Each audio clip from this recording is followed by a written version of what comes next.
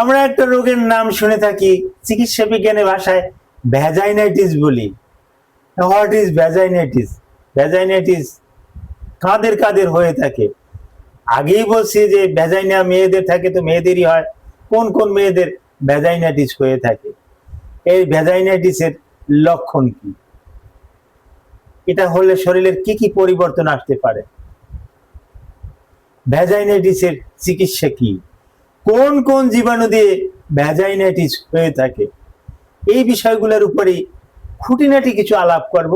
ভিডিওটা স্কিপ না করে পুরো ভিডিওটা দেখলে এই আলাপের সঙ্গে আপনিও হতে পারেন, আপনিও ভ্যাজাইনাইটিস সম্পর্কে বেশ কিছু তথ্য জানতে পারবেন। আসসালামু আলাইকুম রহমতুল্লাহি ওয়া বারাকাতুহু। আমি ডাক্তার মীর শহীদুল ইসলাম। আমার চেম্বার শুভেচ্ছা 255, ঐতিহ্যবাহী শেখঘাট, সিলেট। গুগলে ডাক্তার মীর শহীদুল ইসলাম কথাটি লিখে সার্চ দিলে আপনি আমার সম্পর্কে যাবতীয় তথ্য পেয়ে যাবেন। জি দর্শক শ্রোতা, আলোচনা করব ভ্যাজাইনাইটিসের উপরে। Vaginitis, inflammation of vagina, infected of vagina, we call it vaginitis. অর্থাৎ ভ্যাজাইনার প্রদাহকে ভ্যাজাইনাইটিস বলা হয়। এখন এই ভ্যাজাইনায় প্রদাহ কি কি দেওয়া হয়? ভ্যাজাইনায় প্রদাহ বেশিরভাগ ক্ষেত্রেই ব্যাকটেরিয়া দেওয়া হয়, বিভিন্ন রকমের ব্যাকটেরিয়া দেওয়া হয়, ফাঙ্গাস দেওয়া হয়।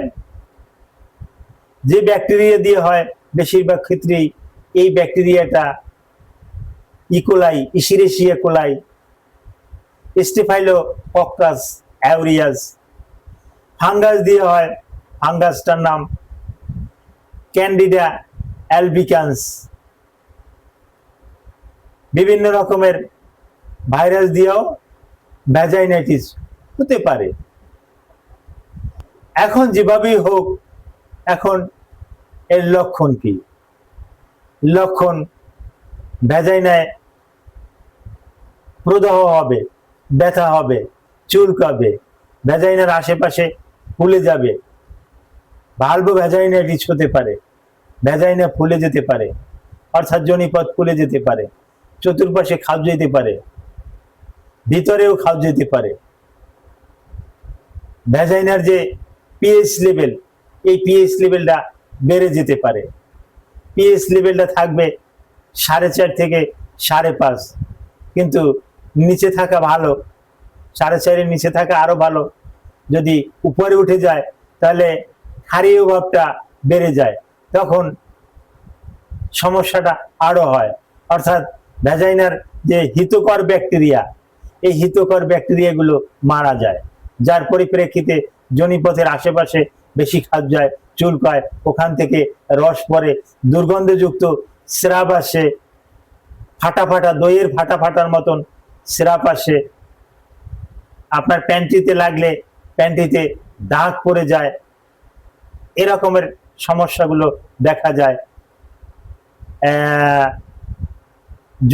যোনিপথে প্রচন্ড ব্যথা করে, স্বামী স্ত্রী ইন্টার করছে, মেলামেশার সময় অনেক ব্যথা পায়। মেয়েরা এই স্বামী স্ত্রী মেলামেশা করতে পর্যন্ত দেয় না, ভয় পায়। এরকমের সমস্যাগুলো কিন্তু হয়। এখন এর চিকিৎসা কি?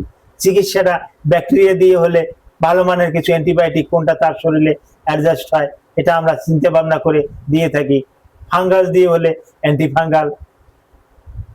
এই রকমের রোগীর লক্ষণের উপর নির্ভর করে চিকিৎসাগুলো কিন্তু দিয়ে থাকি। সুতরাং কোন রকমের ভ্যাজাইনাইটিস হলে অবহেলা না করে যত দ্রুত সম্ভব ডাক্তারের শরণাপন্ন হবেন। Thank you all.